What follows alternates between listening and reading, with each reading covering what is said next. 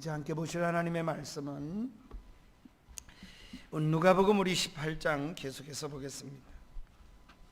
누가복음 18장 오늘은 우리 세 절 말씀만 봅니다. 15절부터 17절에 있는 말씀 세 소절만 함께 읽도록 하겠습니다. 사람들이 예수께서 만져주심을 바라고 자기 어린 아이기를 데리고 오매 제자들이 보고 꾸짖거늘 예수께서 그 어린 아이들을 불러 가까이 하시고 이르시되 어린 아이들이 내게 오는 것을 용납하고 금하지 말라. 하나님의 나라는 이런 자의 것이니라.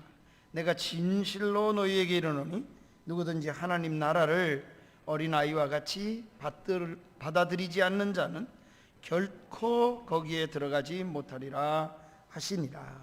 아멘. 오늘 우리가 함께 말씀을 생각하는 것은 예수님에게 데려왔던 그 자녀들, 그 부모가 가졌던 소원, 그걸 제목으로 삼았습니다. 그 부모가 가졌던 소원은 주님의 만져주심이었습니다. 아이가 잘 되기 원하고 또 아이가 잘 크기를 원하는 어머니의 그 마음, 부모의 그 마음이 오늘 이 본문 속에 그대로 녹아 있습니다. 그래서 아이를 향한 어머니의 그 간절한 마음을 예수님께서 기쁘게 받으셨습니다. 또 그런 아이 데려옴을 주님이 기뻐하셨습니다. 그것은 주님의 만져주심을 기대했지만 그러나 막는 제자들이 있었습니다. 예수님의 아마 피곤함을 생각했을 수도 있겠고 여러 차원이지만 어쨌든 예수님께 가까이 오는 것을, 아이들을 데리고 오는 것을 책망하며 막았습니다. 이런 막는 제자들을 보시면서 예수님께서 교훈을 주셨고 오늘 이 말씀을 주셨습니다. 주의 가르침의 교훈이 무엇입니까? 하나님의 나라는 이렇게 결론을 맺습니다. 이 어린아이와 같지 않고는 결코 들어갈 수가 없다.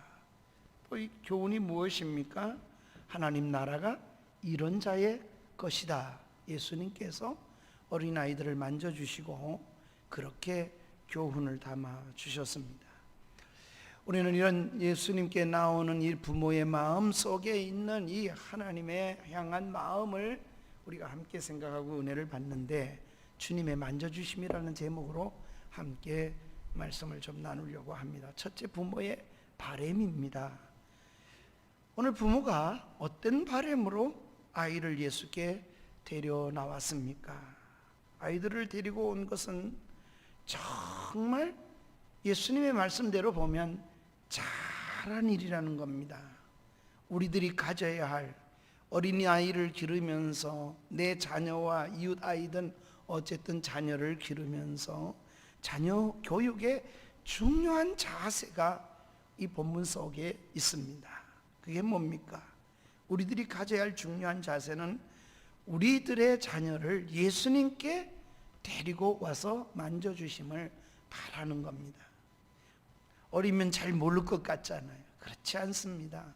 아마 2살, 3살만 돼도 아이들이 얼마나 또렷하게 알고 있는지 모릅니다. 우리 손주 둘째 이렇게 지한 일 보면은 특별하게 그러는 것 같아요.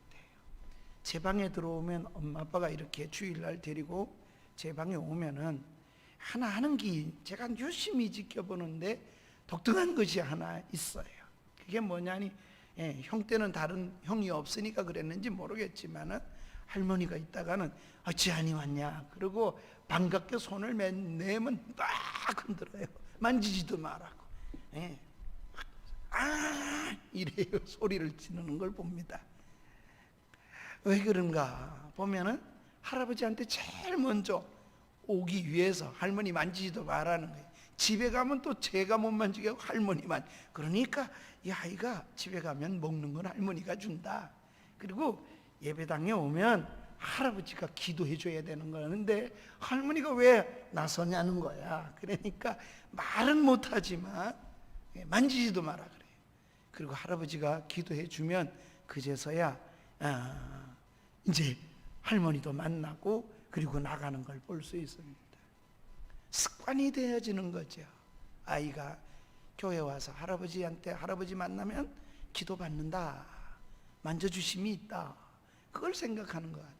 그게 몸에 배니까, 그러니까 제일 먼저 할아버지한테 가서 기도를 받아야 된다는데 할머니가 왜 중간에, 이게 아이에게 얼마나 교육적인가를 생각해 보십시다.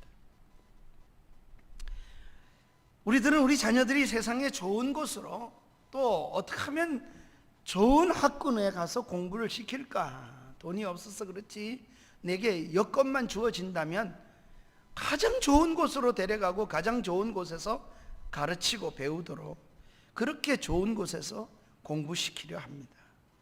남보다 좀 더 앞서서 잘 배울 수 있게 하기 위해서 좋은 곳이라고 하면 형편에서 그런 기회를 놓치지 않으려는 것이 부모의 다 같은 마음이 옳습니다.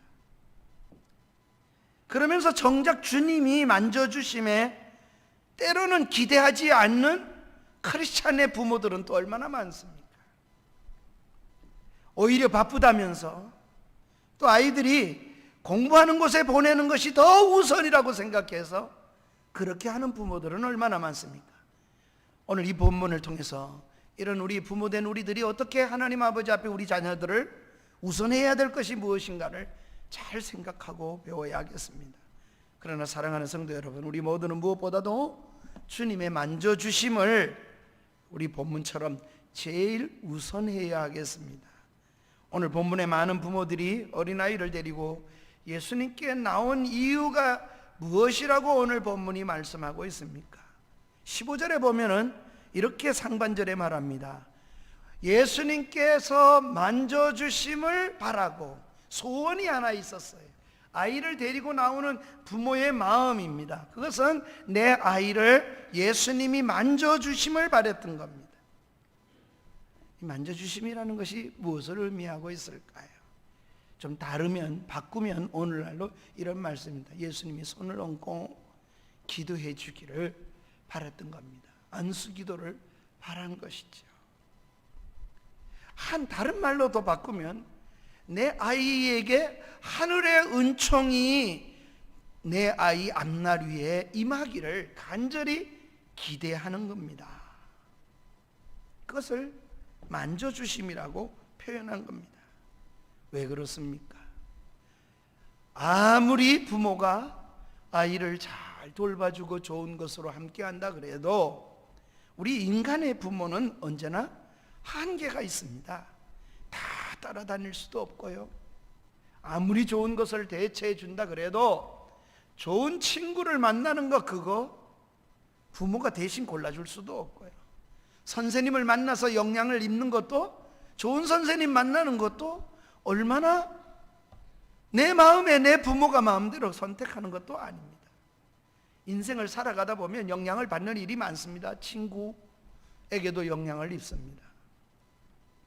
또는 우리 선생님에게도 얼마나 영향을 입습니까? 첫째를 손주를 놓고 아들이 그래 아버지, 아들의 이름을 이번엔 아버지가 좀 지어주시면 좋겠습니다. 그래서 전 요한이라고 지었습니다. 그랬더니 이렇게 얘기를 해요. 그럼 요한이라는 성경에 나오는 예수님의 제자 요한, 사랑의 사도 요한, 그래서 아버지가 지어주셨는가 보다 생각을 했던가 봐요. 어느 날 성경에서 아버지 이름을 지어주신 겁니까? 그래서 아니, 아버지의 생각은 물론 사도 요한이 왜 생각이 안 나겠습니까? 그러나 내게 가장 영향을 미쳤던 것, 고등학교 2학년 때 나를 자기 집으로 데려가고 아버지 목사님을 만나게 해주고 그 목사님을 통해서 교복을 처음 입게 한 친구가, 내 고등학교 2학년 친구가 바로 요한이었기 때문입니다. 그가 없었더라면, 그가 나를 데려가지 않았더라면 나는 어떤 사람이 되어 있었을까? 또 그 목사님을 만나지 않았으면 난 목사가 되어 있을까? 그런 생각에서 하나님, 나를 인도하신 하나님이 요한이 같은 친구를 만나서 하나님 앞에 좋은 친구를 만나서 인도함을 받을 수 있으면 좋겠습니다. 물론 성경에 요한을 떠올리지 않는 게 아니라 정말 내 마음에는 내 친구의 요한이의 이름을 그래서 불러보면서 언제나 생각하게, 내가 어떻게 여기까지 왔는가를 또 손주를 통해서 나도 반추해보는 계기를 갖자, 그런 의도에서 제가 이름을 그렇게 지었습니다. 그래서 어느 날 이야기할 때 그게 보다 더 큰 것이 있다. 그가 만나는 모든 사람, 그가 만나는 선생, 그가 만나는 모든 일 속에 하나님의 만져주심, 인도하심이 필요 있기 때문이다. 사랑하는 여러분, 우리 모두는 예수님께 나올 때 만져주심은 얼마나 중요합니까? 하늘의 은총을 입는 것, 하늘의 은총을 기대하는 것, 그걸 가지고 주님이 만져주심을 기대하는 그 부모의 마음이 얼마나 예수님의 마음하고 같습니까? 우리들의 자녀들이 정말 필요한 것이 무엇인지 우리 부모는 마음대로 재단할 권한이 없습니다. 또 제대로 인식도 사실은 못하는 한계가 있습니다. 자녀들에게 좋은 부모님으로 만나주심, 만져주심이 필요합니다. 아이를 낙심시키지 않으려고 언제든지 힘든 속에서도 이겨내거라. 그리고 부모가 기도해주고 만져주는 것, 부모의 만져주심, 좋은 부모님의 만져주심은 굉장한 영향력을 미치는 게 틀림없습니다. 그러나 그런 부모의 만져주심, 사람들의 사랑과 사람들의 격려만 가지고는 부족합니다. 왜 그렇습니까? 인간의 한계 때문입니다.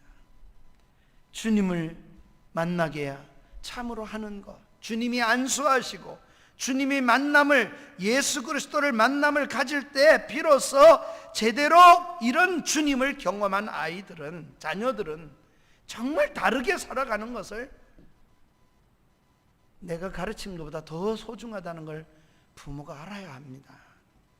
그러기에 주님과 만남을 제대로 경험한 자녀들이 되게 하는 것, 그 얼마나 복된 소망이고 귀한 소망입니까? 그런 아이가 세상에서 성공해도 인생을 성공할 수 있습니다. 세상에서 성공했다고 인생을 성공하는 건 아닙니다. 세상에 높은 지위에 올라갔다고 해서 그 사람이 높은 지위처럼 인격과 모든 것이 그렇게 되지 않을 수도 있습니다. 얼마나 우리는 많은 사람들 중에 그렇게 많은 사람들에게 영향을 미치게 사는 것 같아도 악한 영향을 끼치는 사람들도 이 땅에 얼마나 많은지 몰라요. 높은 자리에 있기 때문에 저런 사람이 오히려 더 문제다, 이런 생각이 들지요. 주님을 제대로 만나고 주님의 안수하심을 받으면 비로소 왜 공부를 하는지, 무엇을 잡아야 하는지, 그 아이가 공부하는 이유와 살아야 할 이유, 그걸 우리는 가치관이라 그럽니다. 그 가치관이 서게 되는 것, 무엇을 해야 하는지를 분명해지게 되는 것입니다. 우리 자녀들에게 가장 우선되는 것이 주님의 만져주심임을 놓치지 말고 예수님께로 데려오는 것, 그걸 먼저 소중히 여기는 이 부모들처럼 우리도 그렇게 살아야겠습니다. 주님의 자녀를 주님께 데려오는 것을 주님은 아주 기쁘게 맞아주실 것입니다. 우리 자녀들의 시선이 주님께로 향하도록 그렇게 우리의 마음과 시간과 모든 걸 그렇게 두도록 여러분 힘써서 그렇게 자녀들을 향하여 주님을 향하도록 그렇게 만들어가는 일에 쓰임받는 우리 모두가 되기를 주의 이름으로 간절히 축복합니다. 다 큰 자녀라면 우리는 계속 기도해야 합니다. 그때는 너무 늦었어요. 그리고 그때는 후회합니다. 그렇더라도 거절하지만 끝난 게 아닙니다. 목숨이 끊어지도록 기도합시다.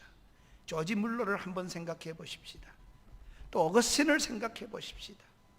기도에 계속 우리 부모는 그렇게 끝날 때까지, 그 아들이 그렇게 비뚤게 가도 모니카가 어거스틴을 위해서 계속한 그 기도는 어거스틴을 돌이키고 시대의 가장 귀한 신학자로, 그리고 하나님이 쓰시는 그런 사람으로 쓰이는 걸 생각해 보면 우리가 목숨이 끊어지는 순간까지 자녀를 위한 기도를 쉬지 않도록 그러해야 되겠습니다.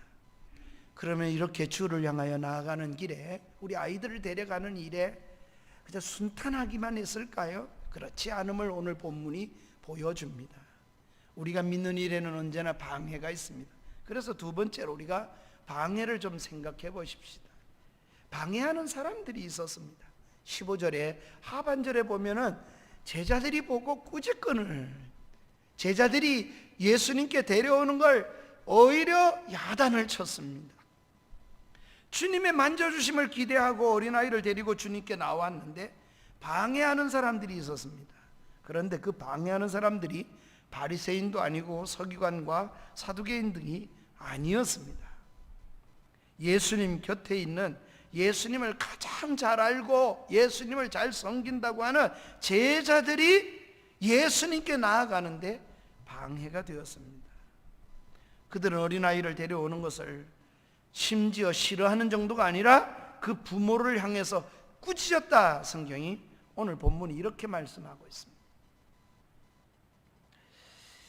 무엇이 이 아이들을 만져주심을 방해했을까? 이렇게 놓고 우리가 생각해 보면 먼저 문화적 배경을 생각해 보지 않을 수가 없습니다. 첫째로 그 당시 문화가 그런 역사를 이루지 않았을까? 그 배경이 그렇게 만들지 않았을까 하는 생각을 해보게 됩니다. 왜냐하면 예수님 당시에는 어린 아이들과 여자는 아주 무시를 하는 시대였습니다. 그런 배경입니다. 그래서 그런 관습이 있기 때문에 그런 배경과 관습 속에서 아이들을 데려오는 걸 야단쳤을 것 같습니다. 아이들과 여자들은 성경에 숫자를 헤아리지 않습니다. 그런데 숫자를 헤아리는 시기가 오지요. 언제입니까? 그러면 성령이 강림하신 것.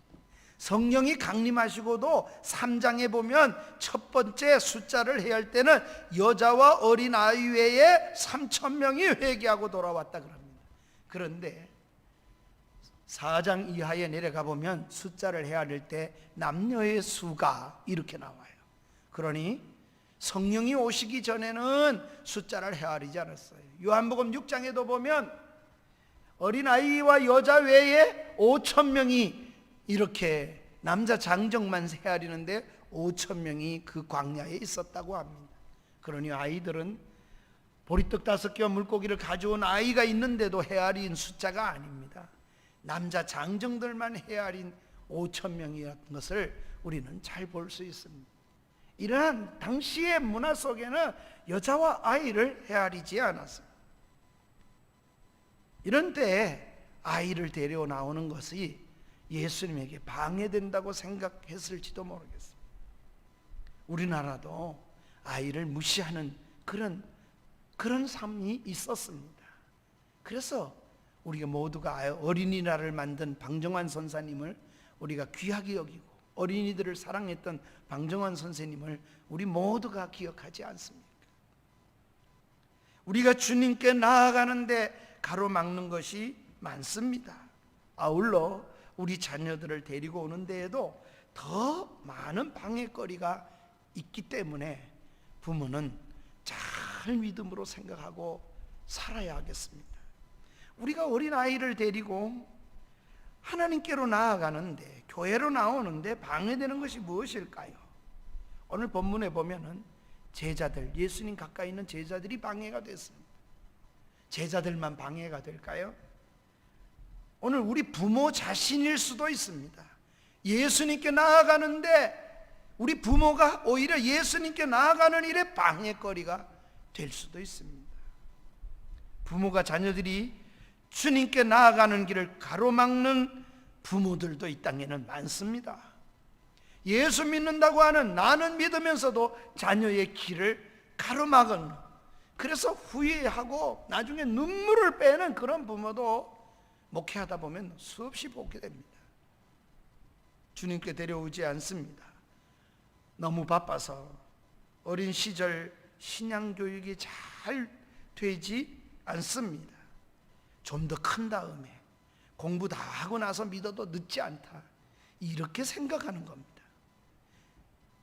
그 아이가 가장 우선해야 될 가치성을 뒤로 미루도록 자꾸 부모가 방해하는 겁니다. 학원에 가라, 공부해라, 교회 가는 시간을 오히려 방해를 지우는 겁니다. 예수님을 만날 수 있는 접촉점을 점점 더 차단해버리는 그런 예수 믿는 부모도 있습니다.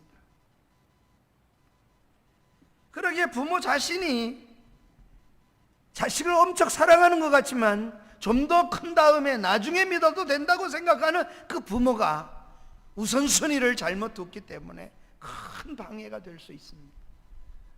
또한 방해거리가 오늘 세상에는 점점 더 늘고 있습니다. 세상의 분위기입니다. 교회에 나와서 주님의 만져주심을 보다도 온갖 세상이 만져줌을 더 기대하고 그것이 힘이 될 거라고 생각하는 겁니다. 그렇게 착각할 수 있게 만드는 것이 오늘 우리 세상에 얼마든지 존재합니다. 교회 안에서도 그런 분위기, 그런 참으로 모습이 우세한 경우도 많습니다. 그러니 아이들하고 재밌게 노는 것이 교회 생활인 것처럼 말씀을 그에게 심으려고 하지 아니하고 오히려 아이들과 함께 지내는 것만 목적으로 삼는 교회도 있습니다. 교회에서 얼마나 건강한 신앙생활을 하는 것보다 학교 성적으로 아이를 평가하고 싶은 마음들이 우리 부모들에게 자리 잡고 있기 때문에 그렇습니다. 그러나 주님은 어떻게 하셨습니까? 오늘 본문에 보면 오히려 그런 아이들을 불러서 가까이 하셨습니다. 어린아이가 주님 앞에 나오는 것을 방해하지 마라. 주님이 책망하시는 이야기를 하신 겁니다. 오늘 내가 그런 부모로 쓰이지 않도록 하나님 은혜를 주세요. 부모가 돼가지고 주님께 가는 일에 나 때문에 방해가 되는 일에 쓰이지 않는 사람이 되게 해달라. 얼마나 중요한 것입니다. 주님께 나옴을 금하지 못하게 하신 주님을 생각해 보십시다. 이런 모습을 보면서 주님께서 반응하셨습니다. 어떻게 반응하십니까? 16절 17절이 예수님의 반응인데 아이들을 불러서 먼저 가까이 해주셨고 그리고 이르십니다. 아이들이 내게 오는 것을 금하지 마라. 하나님 나라는 이런 자의 것이다. 또 내가 너희에게 진실로 이른다. 누구든지 하나님 나라를 이 어린아이 같이 영접하지 않으면, 이 어린아이 같이 영접하지 않으면 결단코, 이게 아주 강력한 말씀 아닙니까? 결단코 들어가지 못한다. 예수님이 강조하셔서 주신 메시지입니다. 그렇습니다. 주님이 그런 제자들을, 그런 부모들을 꼬지실 겁니다. 어린아이들이 죽게 나오는 것을 향해서 방해하지 못하게 하셨습니다. 주님이 안타까워하신 겁니다. 우리 아이들이 가능하면 어릴 때부터 주님께 나아오도록 그렇게 해야 하는 겁니다. 제가 자란 교회는 좀 독특한, 고등학교 시절에는 독특한 교회를 보냈습니다. 창광교회는 주일학교가 그냥 1학년 유치부, 영아부 그런 게 없었습니다.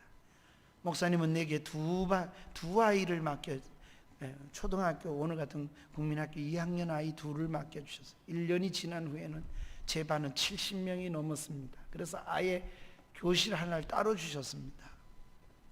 그런데 그 교회는 독특한 게 뭐냐면 전도해 오면 네 반입니다. 선생님이. 그래서 어떤 선생님은 2명 낳고 가르치고 어떤 선생님은 달란트대로 목사님 생각은 그런 거예요. 달란트대로 한다는 거예요. 그래서 세상의 생각을 무시한 것 같은데 목사님의 지론은 이렇습니다. 세상 공부는 격에 맞게, 나이에 맞게 시키는 게 옳을지 모른다. 그러나 만일이 그것이 맞다면 목사님이 그러시는 거예요. 그럼 어른된 사람은 예수님의 말씀을 전해주면 다 이해하고 받아들여야 되는데 그렇지 않다는 겁니다. 아이든 어른이든 하나님이 영적인 걸 열어주셔야만 믿게 된다는 겁니다. 이게 목사님이 가진 지론이에요. 그래서 그 교회는 공과책을 사용하지 않았습니다. 주일학교 교사라고도 안 불렀어요. 반장이에요, 반장. 그러니까 박 반장 이래 부르셔요. 또 매주일마다 지난주, 이번 주 설교가 다음 주일날은 어린아이들에게 본문이 똑같고 제목도 똑같고 아이들에게 목사님이 전해준 거, 그러니 선생님들이 다 필기해가지고 그 다음에 그대로 다시 쉽게 가르치든 어쨌든 가르쳐야 합니다. 목사님은 새김질 시킨다고 말씀하셨습니다. 그러니 아이들도 새김질 합니다. 그러니 목사님이 오면 예배 드릴 때 단 공과로 해요. 목사님은 그날 주일날 오면 성경 본문만, 지난주 본문만 읽어주시고 그리고 바로 각 반으로 흩어져서 자기 반 아이들을 기르는데 1학년부터 6학년까지 다 섞여 있어요. 막. 왜? 중학교도 1학년부터 3학년까지 막 섞여 있어요. 전도해온 반이, 그리고 선생님의 달란트대로 가르친다고 해서 가르치는 그런 교회를 제가 다녔습니다. 그러니 하나님께서 1학년이라도 마음을 열어줘야 믿음이 생기는 거고 믿게 해주셔야 된다고 생각을 하시는 목사님 관대로 정말 저는 그렇게 여겼습니다. 지금도 생각해보면 그건 틀림없는 것 같아요. 이해하는 면에 있어서는 좋은 면이 학년별로 나누는 것이 아이들의 그저 그 지능대로 하는 것이 맞다고 생각이 들 수도 있습니다. 그러나 어느 게 옳다고 제가 얘기하려는 게 아닙니다. 문제는 아이들이 예수님을 믿어지는 것은 하나님의 은혜 아니고 어른이든 아이든 똑같다는 거예요. 영혼이 같기 때문에 그렇다고 말씀하시는 걸 들었습니다. 사랑하는 여러분, 정말 우리 영혼이 똑같다고 생각한다면 어려서부터 주님 앞에 가까이 나오게 해야 합니다. 일찍부터 주님을 만나서 일찍 하나님의 형상이 회복되고 하나님께서 기뻐하시는 바른 가치관을 갖게 해야 하는 것입니다. 우리들이 사는 이 세상 현실에서 아이들이 주님께 나오는데 방해하는 요소들이 점점 많아지고 있습니다. 제가 첫 전도사 할 때만 해도 교회 아이들이 여름성경학교 할 때 아이들이 뭐 없어서 무슨 얘기입니까? 큰 북 하나만 메고 나가서 치고 동네 한 바퀴만 돌아오면은 그냥 아이들이 그 줄을 따라서 예배당에 그렇게 몰려왔습니다. 그때는 무슨 환등기가 있습니까? 무슨 TV가 있습니까? 그저 선생님이 얘기하는 이야기죠. 그러다가 환등기가 나왔어요. 참 그것도 선생님이 그냥 구연동화 같죠. 스크랩 하나 쿡 누르면 장면이 휙 바뀌고 그런 얘기를 해주는 걸 그렇게 재미있게 들었습니다. 여러분, 지금 그렇게 선생님이 했다가는요 아이들이 듣지도 않을 것 같아요. 왜? TV가 얼마나 잘 만들어져 있는지요. 네? 얼마나 아이들이 만화로 또 재미있게 만들어 놓았습니까? 점점 아이들을 방해하는 요소들이 훨씬 더 잘 살면 잘 살수록 많아졌습니다. 이런저런 조기 교육으로 인해서 주님을 만나는 시간이 줄어들거나 아예 없어지고 많은 그런 시대를 살아가고 있습니다. 하지만 믿는 자의 가정은 다른 그 어떤 것보다도 주님을 만나고 가까이 하는 것이 가장 우선시가 되어야 합니다. 이 가치관을 놓쳐서는 절대 안 된다는 것이 주님의 오늘 교훈입니다. 주님은 주님의 자녀들이 주님의 만져주심을 받아야 할 텐데 그것을 방해하는 이 시대의 온갖 환경과 상황을 보시면서 아마 그래도 꾸짖으실 것입니다. 어쩌면 화를 내실지도 몰라요. 주님, 왜 그렇게 방해가 많을까? 주님은 안타까워하실 것입니다. 인간의 마음과 정신이 깨져가는 시대가 될 겁니다. 혹시 내가 그런 방해거리라면 주님은 나를 꾸짖으실 겁니다. 자녀 양육의 우선순위를 늘 생각하고 사십시오. 특별히 젊은 어머니들, 아이를 낳는 후에 내가 가장 우선순위를 어떻게 두고 할 건가? 좀 잘 자녀 교육에 이해를 못하더라도 언제나 우선순위를 정해 보십시오. 후회하지 않으실 겁니다. 세 번째로 우리가 생각해 볼 것은 주님이 그러면 이런 아이를 축복해 주시고 기도해 주시는 진정한 가르침에 주님의 가르친 내용이 무엇일까? 교훈이. 여러분, 우리 주님이 가르치는 말씀을 보면서 우리가 함께 생각해 보십시다. 주님이 이 아이를 통해서 사랑해 주시는 거, 귀히 여겨주는 거, 다 만져주시는 거 귀하지요. 그러나 주님이 실제 주시는 교훈은 하나님 나라였습니다. 이 아이가 들어갈 하나님의 나라, 그 부모가 들어갈 하나님의 나라에 포커스를 맞추고 주님이 교훈합니다. 그러니 이 세상의 모든 되어지는 일은, 교육이든 자녀를 기르는 일이든 그 어떤 것도 다 우리는 계속해서 어디에 포커스를 맞추어 살아야 돼요? 하나님 나라에 모든 걸 맞추고 살아야 될 그런 존재라는 겁니다. 이 나라의 이 사건 속에 주님이 맞춰서 다시 언급합니다. 어린 아이를 통해서 하나님 나라를 가르쳐 주셨습니다. 하나님 나라는 이 어린아이와 같은 사람이 들어간다는 겁니다. 어린아이와 같이 그 나라를 사모해야 된대요. 그런 하나님 나라에 그런 사람이 가까운 사람이라. 16절에 이렇게 주님이 언급을 하셨습니다. 예수께서 그 아이들을 불러서 가까이 오게 하시고 하나님의 나라가 이런 자의 것이니라. 이렇게 하나님 나라가 어떤 자의 것이라고요? 이런 자. 이런 자가 누굽니까? 어린아이같이 예수님 축복받으면 좋겠다고 기뻐하며 나오는 그런 자 말입니다. 이런 자들이란 주님의 손대심을 바라는 자 말입니다. 주님의 안수를 기다리면서 나오는 자 말입니다. 주님의 만져주심이 아니라면 아무리 힘 있는 배경을 가지고 있어도 하나님의 나라를 누릴 수가 없다고 말씀하십니다. 다 갖추었다 할지라도 주님의 만져주심이 없으면 하나님의 나라를 경험할 수 없습니다. 주님이 만져주시지 않는 화려한 집과 주님이 만져주시지 않은 화려한 학력의 스펙은 정말 주님 때문에 만져지지 않는다면 그 스펙 때문에 오히려 망하는 길로 갈 수도 있기 때문입니다.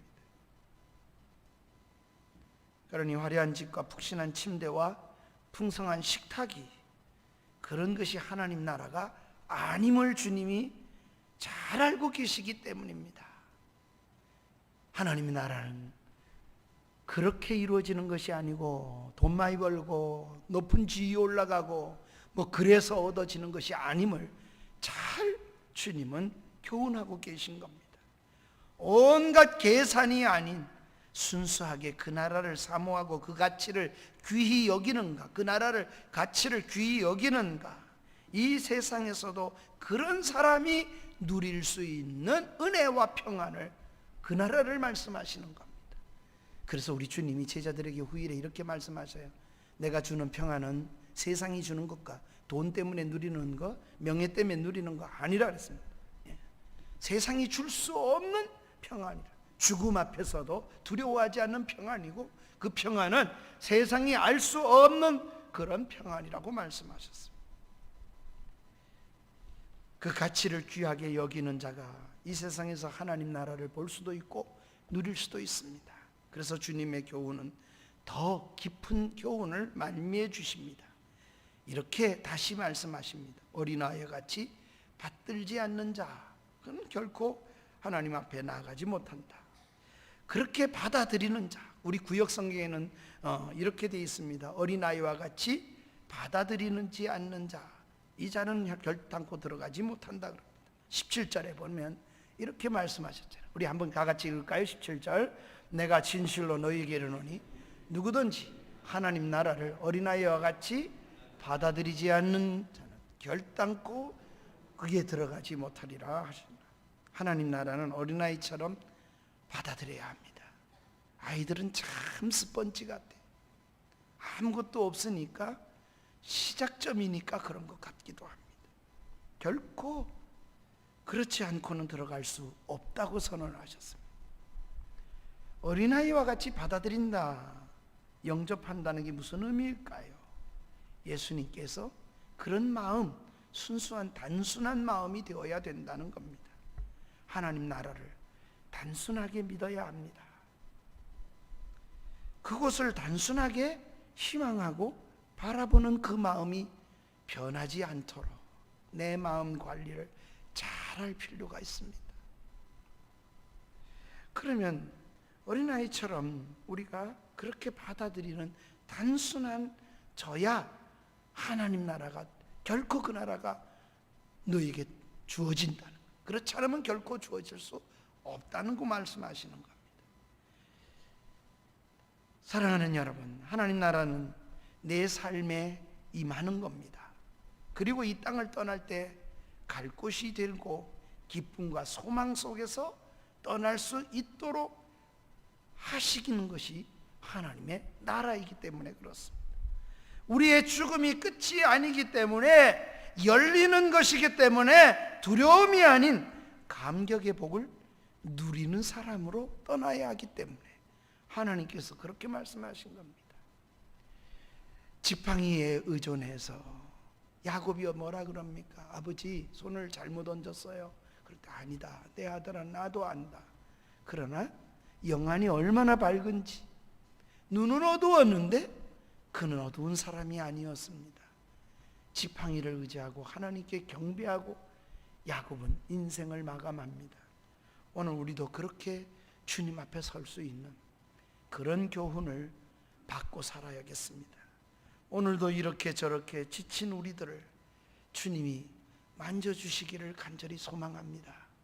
그런 마음으로 올라오셨다면 주님이 반드시 만나주실 것입니다. 또 지친 우리의 어깨를 감싸주시고 우리의 손을 잡아주시고 내 인생을 만져주시도록 우리가 그분에게 내어드리는 그런 시간이 오늘이 되기를 주의 이름으로 축복합니다. 또 우리 자녀들을 그렇게 만져주시기를 평생 하나님 날 만져주시고 내 생애를 만져주시고 나의 걸음을 주님이 만져주셔서 내가 주님으로 인하여 살게 해 주옵소서. 이 만져주심에 대한 갈급증이 우리의 삶의 원리가 되어지는, 우선순위가 되어지는 은혜가 있기를 축복합니다. 이 말씀을 기억하며 우리 다 같이 일어나셔서 찬양을 드리겠습니다. 예수 사랑하심은 제가 어릴 때 불렀던, 주일학교 때 그저 정말 오랫동안 불렀던 찬양, 우리 다 같이 한번 드리십시다. 성경에서 배웠네, 우리들은 약하나 예수 본새 많도다. 563장입니다.